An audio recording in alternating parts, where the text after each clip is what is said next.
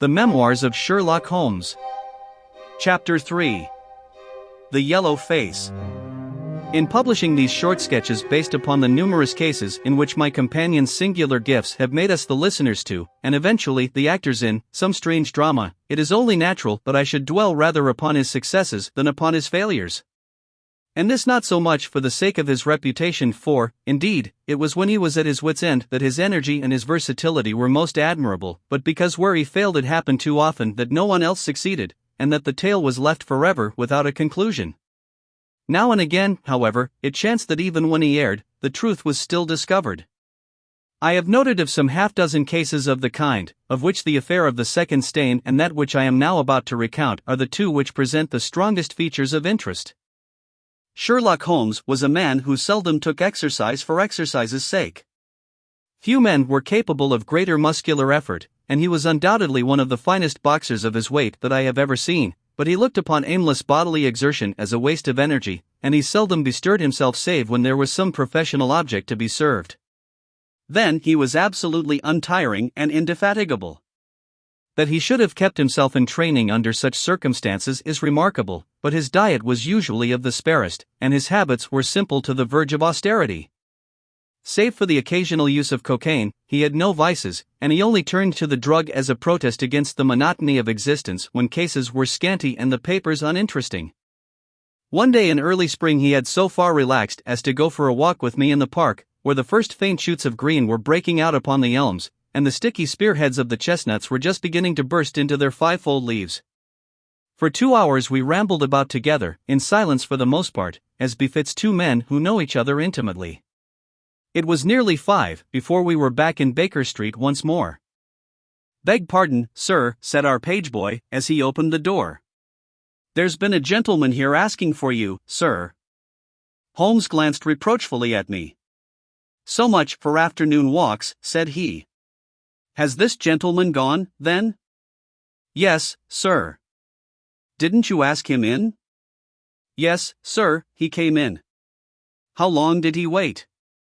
"Half an hour, sir." "He was a very restless gentleman, sir, a-walkin' and a-stampin' all the time he was here." "I was waitin' outside the door, sir, and I could hear him. At last he outs into the passage, and he cries, 'Is that man never goin' to come?' Those were his very words, sir. 'You'll only need to wait a little longer,' says I. 'Then I'll wait in the open air, for I feel half choked,' says he. 'I'll be back before long.' And with that he ups and he outs, and all I could say wouldn't hold him back." "Well, you did your best," said Holmes, as we walked into our room. "It's very annoying, though, Watson." I was badly in need of a case, and this looks, from the man's impatience, as if it were of importance. "Hullo! That's not your pipe on the table." He must have left his behind him. A nice old briar with a good long stem of what the tobacconists call amber. I wonder how many real amber mouthpieces there are in London. Some people think that a fly in it is a sign. Well, he must have been disturbed in his mind to leave a pipe behind him which he evidently values highly.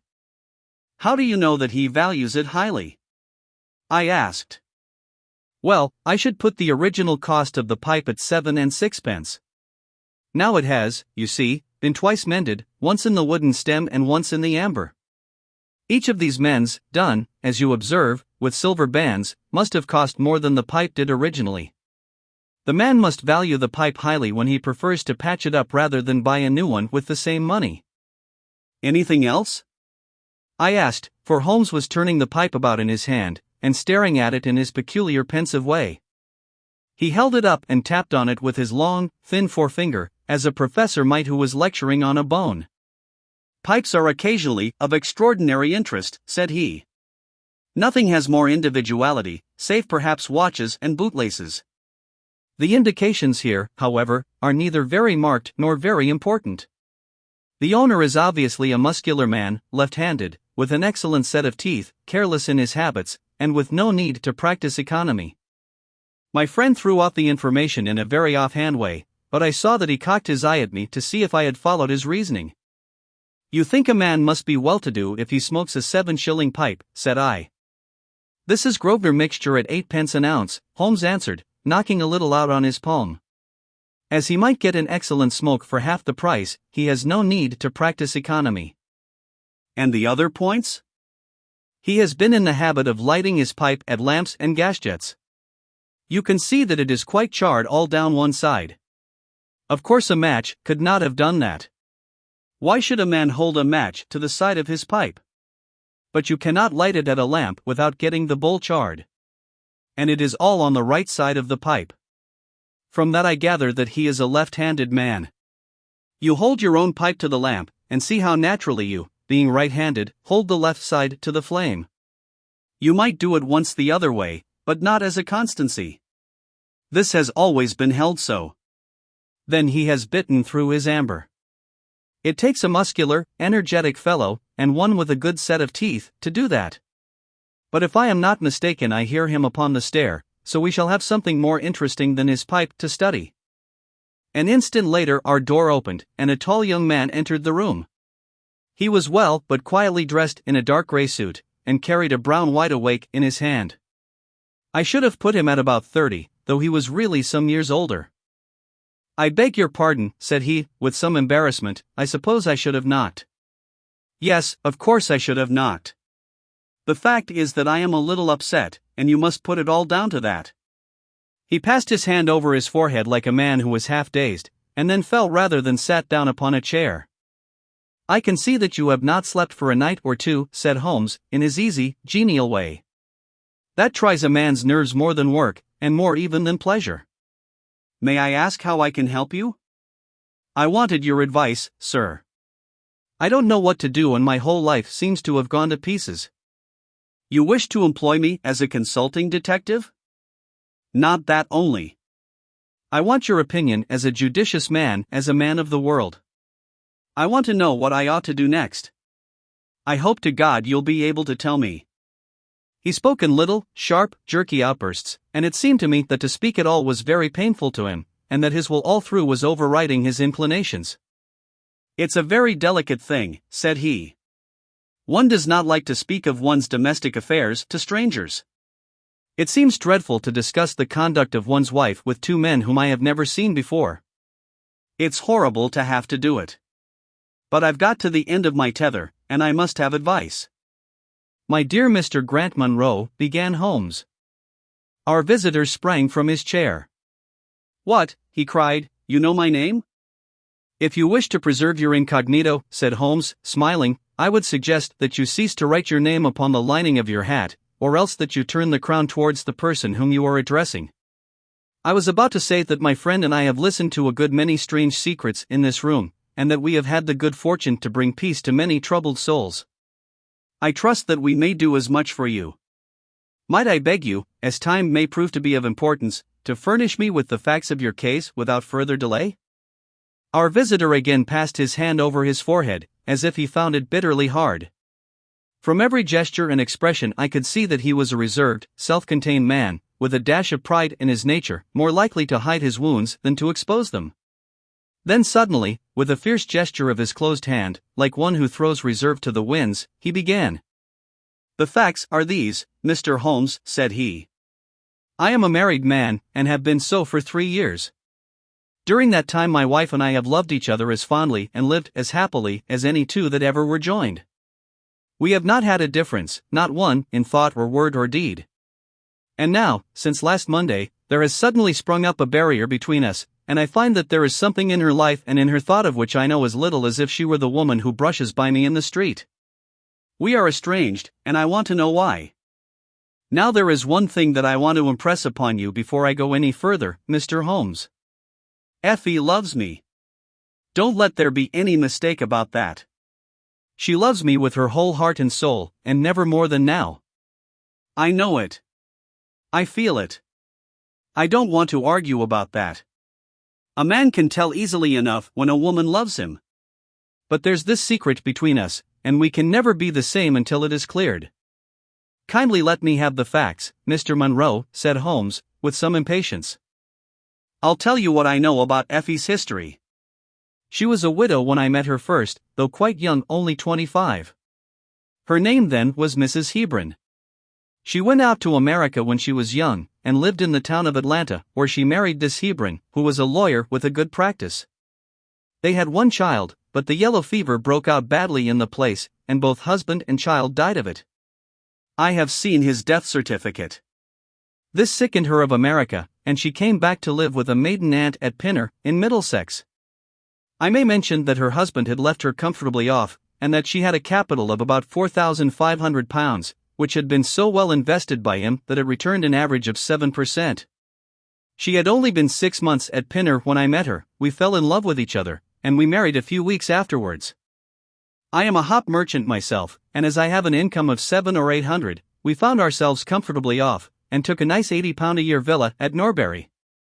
Our little place was very countrified, considering that it is so close to town. We had an inn and 2 houses a little above us, and a single cottage at the other side of the field which faces us, and except those there were no houses until you got halfway to the station. My business took me into town at certain seasons, but in summer I had less to do, and then in our country home my wife and I were just as happy as could be wished. I tell you that there never was a shadow between us until this accursed affair began. There's one thing I ought to tell you before I go further.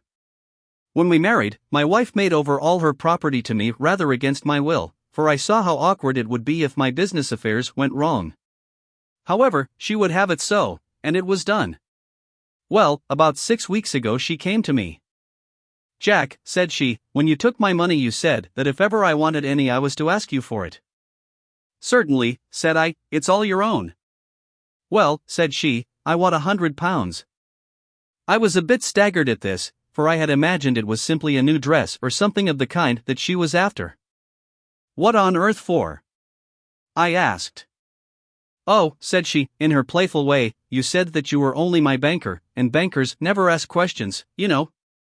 "If you really mean it, of course you shall have the money," said I. "Oh, yes, I really mean it." "And you won't tell me what you want it for?"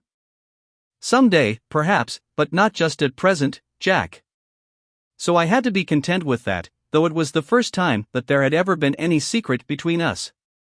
I gave her a check, and I never thought any more of the matter. It may have nothing to do with what came afterwards, but I thought it only right to mention it. Well, I told you just now that there is a cottage not far from our house. There is just a field between us, but to reach it you have to go along the road and then turn down a lane. Just beyond it is a nice little grove of Scotch firs, and I used to be very fond of strolling down there, for trees are always a neighborly kind of things. The cottage had been standing empty this 8 months, and it was a pity, for it was a pretty 2-storied place, with an old-fashioned porch and honeysuckle about it. I have stood many a time and thought what a neat little homestead it would make. Well, last Monday evening I was taking a stroll down that way, when I met an empty van coming up the lane, and saw a pile of carpets and things lying about on the grass plot beside the porch. It was clear that the cottage had at last been let. I walked past it, and wondered what sort of folk they were who had come to live so near us. And as I looked I suddenly became aware that a face was watching me out of one of the upper windows. I don't know what there was about that face, Mr. Holmes, but it seemed to send a chill right down my back. I was some little way off, so that I could not make out the features, but there was something unnatural and inhuman about the face. That was the impression that I had, and I moved quickly forwards to get a nearer view of the person who was watching me. But as I did so the face suddenly disappeared, so suddenly that it seemed to have been plucked away into the darkness of the room. I stood for 5 minutes thinking the business over, and trying to analyze my impressions. I could not tell if the face were that of a man or a woman. It had been too far from me for that. But its color was what had impressed me most. It was of a livid chalky white, and with something set and rigid about it which was shockingly unnatural. So disturbed was I that I determined to see a little more of the new inmates of the cottage. I approached and knocked at the door, which was instantly opened by a tall, gaunt woman with a harsh, forbidding face. "What may you be wantin'?" she asked, in a northern accent. "I am your neighbor over yonder," said I, nodding towards my house. "I see that you have only just moved in, so I thought that if I could be of any help to you in any." "We'll just ask ye when we want ye," said she, and shut the door in my face. Annoyed at the churlish rebuff, I turned my back and walked home. All evening, though I tried to think of other things, my mind would still turn to the apparition at the window and the rudeness of the woman. I determined to say nothing about the former to my wife, for she is a nervous, highly strung woman, and I had no wish that she would share the unpleasant impression which had been produced upon myself. I remarked to her, however, before I fell asleep, that the cottage was now occupied, to which she returned no reply. I am usually an extremely sound sleeper. It has been a standing jest in the family that nothing could ever wake me during the night. And yet somehow on that particular night, whether it may have been the slight excitement produced by my little adventure or not I know not, but I slept much more lightly than usual. Half in my dreams I was dimly conscious that something was going on in the room, and gradually became aware that my wife had dressed herself and was slipping on her mantle and her bonnet. My lips were parted to murmur out some sleepy words of surprise or remonstrance at this untimely preparation, when suddenly my half-opened eyes fell upon her face, illuminated by the candlelight, and astonishment held me dumb. She wore an expression such as I had never seen before, such as I should have thought her incapable of assuming. She was deadly pale and breathing fast, glancing furtively towards the bed as she fastened her mantle, to see if she had disturbed me. Then, thinking that I was still asleep, she slipped noiselessly from the room, and an instant later I heard a sharp creaking which could only come from the hinges of the front door. I sat up in bed and rapped my knuckles against the rail to make certain that I was truly awake. Then I took my watch from under the pillow. It was 3 a.m. What on this earth could my wife be doing out on the country road at 3 a.m? I had sat for about 20 minutes turning the thing over in my mind and trying to find some possible explanation. The more I thought, the more extraordinary and inexplicable did it appear. I was still puzzling over it when I heard the door gently close again, and her footsteps coming up the stairs. "Where in the world have you been, Effie?" I asked as she entered. She gave a violent start and a kind of gasping cry when I spoke, and that cry and start troubled me more than all the rest, for there was something indescribably guilty about them.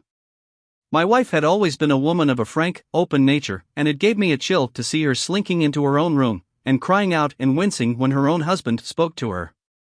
"You awake, Jack?" she cried, with a nervous laugh. "Why, I thought that nothing could awake you. Where have you been?" I asked, more sternly. "I don't wonder that you are surprised," said she, and I could see that her fingers were trembling as she undid the fastenings of her mantle. "Why, I never remember having done such a thing in my life before. The fact is that I felt as though I were choking, and had a perfect longing for a breath of fresh air. I really think that I should have fainted if I had not gone out. I stood at the door for a few minutes, and now I am quite myself again." All the time that she was telling me this story she never once looked in my direction, and her voice was quite unlike her usual tones. It was evident to me that she was saying what was false. I said nothing in reply, but turned my face to the wall, sick at heart, with my mind filled with 1,000 venomous doubts and suspicions. What was it that my wife was concealing from me? Where had she been during that strange expedition? I felt that I should have no peace until I knew, and yet I shrank from asking her again after once she had told me what was false. All the rest of the night I tossed and tumbled, framing theory after theory, each more unlikely than the last. I should have gone to the city that day, but I was too disturbed in my mind to be able to pay attention to business matters. My wife seemed to be as upset as myself, and I could see from the little questioning glances which she kept shooting at me that she understood that I disbelieved her statement, and that she was at her wits' end what to do. We hardly exchanged a word during breakfast, and immediately afterwards I went out for a walk, that I might think the matter out in the fresh morning air. I went as far as the Crystal Palace, spent an hour in the grounds, and was back in Norbury by 1 o'clock. It happened that my way took me past the cottage, and I stopped for an instant to look at the windows, and to see if I could catch a glimpse of the strange face which had looked out at me on the day before. As I stood there, imagine my surprise, Mr. Holmes, when the door suddenly opened and my wife walked out. I was struck dumb with astonishment at the sight of her, but my emotions were nothing to those which showed themselves upon her face when our eyes met. She seemed for an instant to wish to shrink back inside the house again, and then, seeing how useless all concealment must be, she came forward, with a very white face and frightened eyes which belied the smile upon her lips. "Ah, Jack," she said, "I have just been in to see if I can be of any assistance to our new neighbors."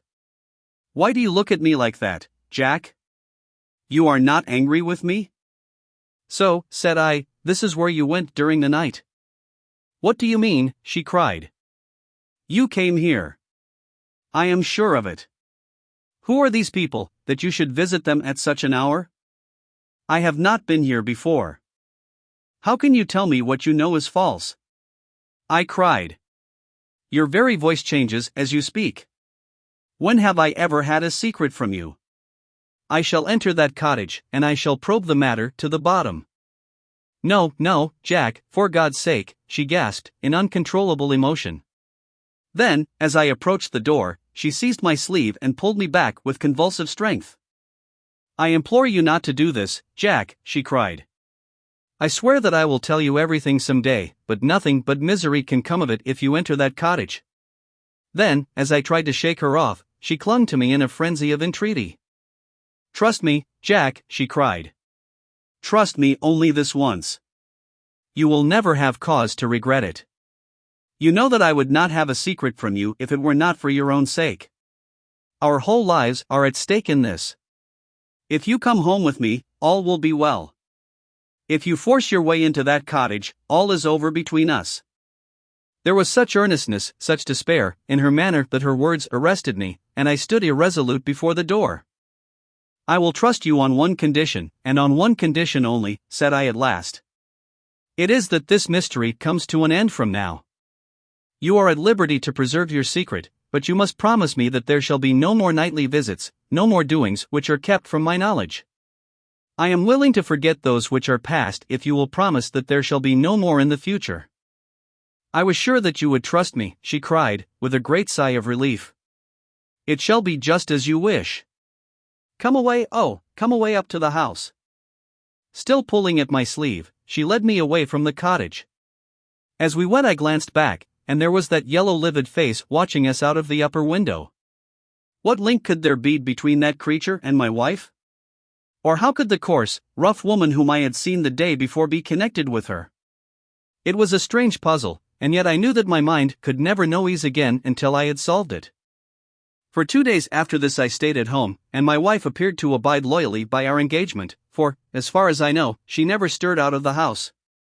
On the 3rd day, however, I had ample evidence that her solemn promise was not enough to hold her back from the secret influence which drew her away from her husband and her duty. I had gone into town on that day, but I returned by the 2.40 instead of the 3.36, which is my usual train. As I entered the house the maid ran into the hall with a startled face. "Where is your mistress?" I asked. "I think that she has gone out for a walk," she answered. My mind was instantly filled with suspicion. I rushed upstairs to make sure that she was not in the house. As I did so I happened to glance out of one of the upper windows, and saw the maid with whom I had just been speaking running across the field in the direction of the cottage. Then of course I saw exactly what it all meant. My wife had gone over there, and had asked the servant to call her if I should return. Tingling with anger, I rushed down and hurried across, determined to end the matter once and forever. I saw my wife and the maid hurrying back along the lane, but I did not stop to speak with them. In the cottage lay the secret which was casting a shadow over my life. I vowed that, come what might, it should be a secret no longer. I did not even knock when I reached it, but turned the handle and rushed into the passage. It was all still and quiet upon the ground floor. In the kitchen a kettle was singing on the fire, and a large black cat lay coiled up in the basket, but there was no sign of the woman whom I had seen before. I ran into the other room, but it was equally deserted. Then I rushed up the stairs, only to find 2 other rooms empty and deserted at the top. There was no one at all in the whole house. The furniture and pictures were of the most common and vulgar description, save in the one chamber at the window of which I had seen the strange face. That was comfortable and elegant, and all my suspicions rose into a fierce bitter flame when I saw that on the mantelpiece stood a copy of a full-length photograph of my wife, which had been taken at my request only 3 months ago. I stayed long enough to make certain that the house was absolutely empty. Then I left it, feeling a weight at my heart such as I had never had before. My wife came out into the hall as I entered my house, but I was too hurt and angry to speak with her, and pushing past her, I made my way into my study. She followed me, however, before I could close the door. "I am sorry that I broke my promise, Jack," said she, "but if you knew all the circumstances I am sure that you would forgive me." "Tell me everything, then," said I. "I cannot, Jack, I cannot," she cried. "Until you tell me who it is that has been living in that cottage, and who it is to whom you have given that photograph, there can never be any confidence between us," said I, and breaking away from her, I left the house. That was yesterday, Mr. Holmes, and I have not seen her since, nor do I know anything more about this strange business. It is the first shadow that has come between us, and it has so shaken me that I do not know what I should do for the best. Suddenly this morning it occurred to me that you were the man to advise me, so I have hurried to you now, and I place myself unreservedly in your hands. If there is any point which I have not made clear, pray question me about it. But, above all, tell me quickly what I am to do, for this misery is more than I can bear." Holmes and I had listened with the utmost interest to this extraordinary statement, which had been delivered in the jerky, broken fashion of a man who was under the influence of extreme emotions. My companion sat silent for some time, with his chin upon his hand, lost in thought. "Tell me," said he at last, "could you swear that this was a man's face which you saw at the window?" "Each time that I saw it I was some distance away from it, so that it is impossible for me to say." "You appear, however, to have been disagreeably impressed by it. It seemed to be of an unnatural color, and to have a strange rigidity about the features. When I approached, it vanished with a jerk." "How long is it since your wife asked you for £100? "Nearly 2 months. "Have you ever seen a photograph of her first husband?" "No, there was a great fire at Atlanta very shortly after his death, and all her papers were destroyed." "And yet she had a certificate of death. You say that you saw it?" "Yes, she got a duplicate after the fire."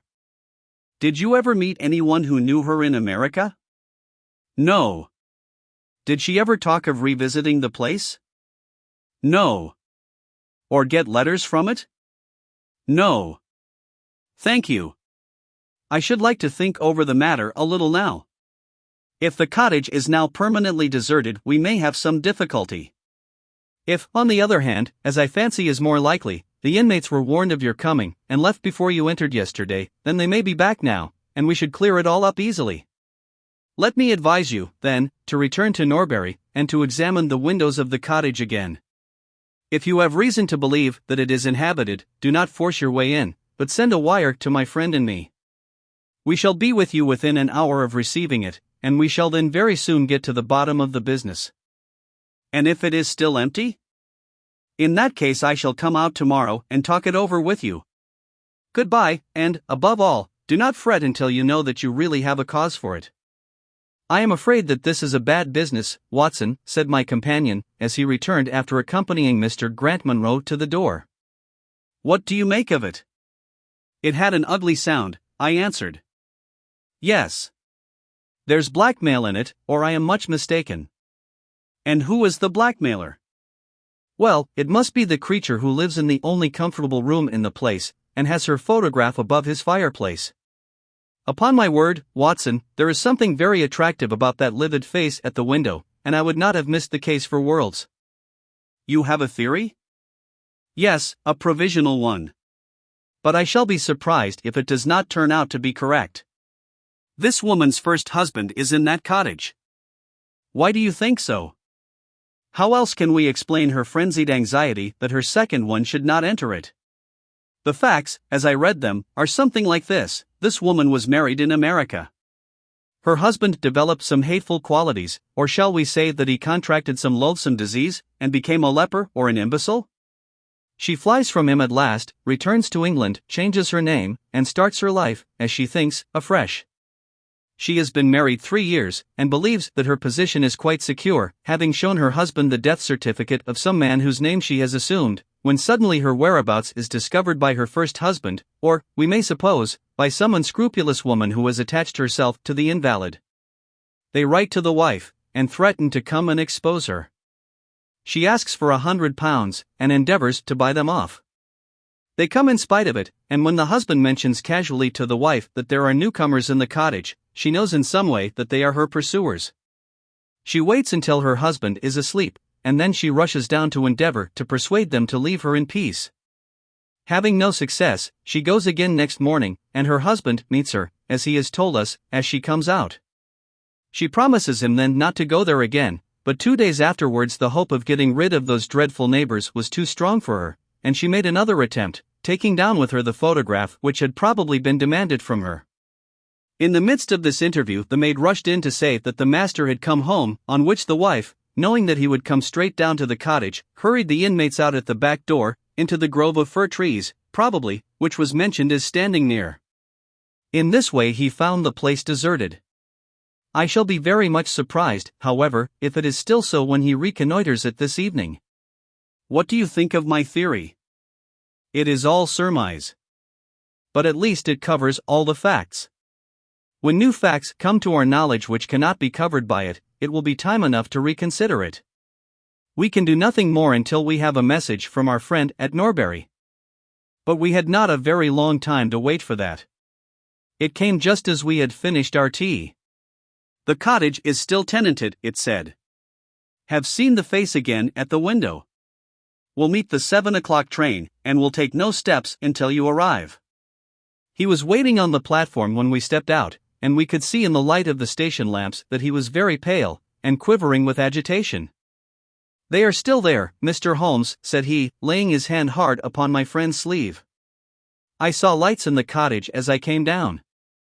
We shall settle it now once and for all. What is your plan, then? Asked Holmes, as he walked down the dark tree-lined road. I am going to force my way in and see for myself who is in the house. I wish you both to be there as witnesses. You are quite determined to do this, in spite of your wife's warning that it is better that you should not solve the mystery? Yes, I am determined. Well, I think that you are in the right. Any truth is better than indefinite doubt. We had better go up at once. Of course, legally, we are putting ourselves hopelessly in the wrong, but I think that it is worth it.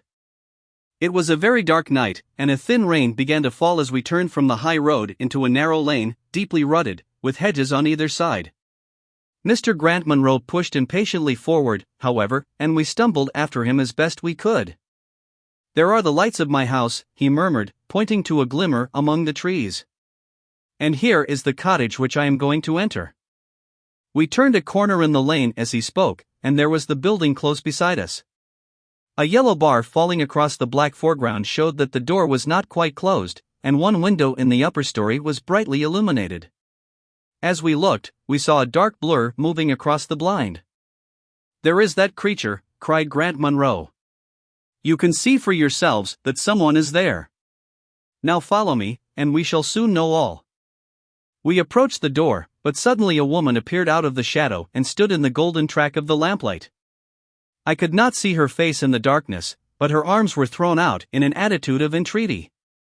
For God's sake, don't jack, she cried. I had a presentiment that you would come this evening. Think better of it, dear.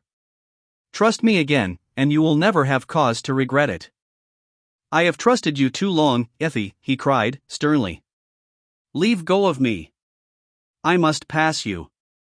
My friends and I are going to settle this matter once and forever. He pushed her to one side, and we followed closely after him. As he threw the door open, an old woman ran out in front of him and tried to bar his passage, but he thrust her back, and an instant afterwards we were all upon the stairs. Grant Munro rushed into the lighted room at the top, and we entered at his heels. It was a cozy, well-furnished apartment, with 2 candles burning upon the table and 2 upon the mantelpiece. In the corner, stooping over a desk, there sat what appeared to be a little girl. Her face was turned away as we entered, but we could see that she was dressed in a red frock, and that she had long white gloves on. As she whisked round to us, I gave a cry of surprise and horror. The face which she turned towards us was of the strangest livid tint, and the features were absolutely devoid of any expression. An instant later the mystery was explained. Holmes, with a laugh, passed his hand behind the child's ear, a mask peeled off from her countenance, and there was a little coal-black negress, with all her white teeth flashing in amusement at our amazed faces. I burst out laughing, out of sympathy with her merriment, but Grant Munro stood staring, with his hand clutching his throat. My God, he cried. What can be the meaning of this? I will tell you the meaning of it, cried the lady, sweeping into the room with a proud, set face. You have forced me, against my own judgment, to tell you, and now we must both make the best of it. My husband died at Atlanta. My child survived. Your child? She drew a large silver locket from her bosom. You have never seen this open. I understood that it did not open. She touched a spring, and the front hinged back. There was a portrait within of a man strikingly handsome and intelligent looking, but bearing unmistakable signs upon his features of his African descent. That is John Hibron, of Atlanta, said the lady, and a nobler man never walked the earth. I cut myself off from my race in order to wed him, but never once while he lived did I for an instant regret it. It was our misfortune that our only child took after his people rather than mine. It is often so in such matches, and little Lucy is darker far than ever her father was. But dark or fair, she is my own dear little girlie, and her mother's pet. The little creature ran across at the words and nestled up against the lady's dress. When I left her in America, she continued, it was only because her health was weak, and the change might have done her harm. She was given to the care of a faithful Scotchwoman who had once been our servant. Never for an instant did I dream of disowning her as my child. But when chance threw you in my way, Jack, and I learned to love you, I feared to tell you about my child.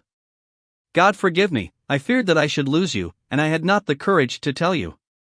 I had to choose between you, and in my weakness I turned away from my own little girl. For 3 years I have kept her existence a secret from you, but I heard from the nurse, and I knew that all was well with her. At last, however, there came an overwhelming desire to see the child once more. I struggled against it, but in vain. Though I knew the danger, I determined to have the child over, if it were but for a few weeks. I sent £100 to the nurse, and I gave her instructions about this cottage, so that she might come as a neighbor, without my appearing to be in any way connected with her. I pushed my precautions so far as to order her to keep the child in the house during the daytime, and to cover up her little face and hands so that even those who might see her at the window should not gossip about there being a black child in the neighborhood. If I had been less cautious, I might have been more wise, but I was half crazy with fear that you should learn the truth. It was you who told me first that the cottage was occupied. I should have waited for the morning, but I could not sleep for excitement, and so at last I slipped out, knowing how difficult it is to awake you. But you saw me go, and that was the beginning of my troubles. Next day you had my secret at your mercy, but you nobly refrained from pursuing your advantage. 3 days later, however, the nurse and child only just escaped from the back door as you rushed in at the front one. And now tonight you at last know all, and I ask you what is to become of us, my child and me? She clasped her hands and waited for an answer.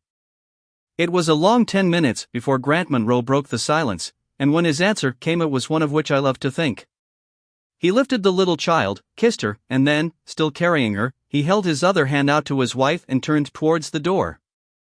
We can talk it over more comfortably at home, said he. I am not a very good man, Effie, but I think that I am a better one than you have given me credit for being. Holmes and I followed them down the lane, and my friend plucked at my sleeve as we came out. I think, said he, that we shall be of more use in London than in Norbury. Not another word did he say of the case until late that night, when he was turning away, with his lighted candle, for his bedroom. Watson, said he, if it should ever strike you that I am getting a little overconfident in my powers, or giving less pains to a case than it deserves, kindly whisper Norbury in my ear, and I shall be infinitely obliged to you.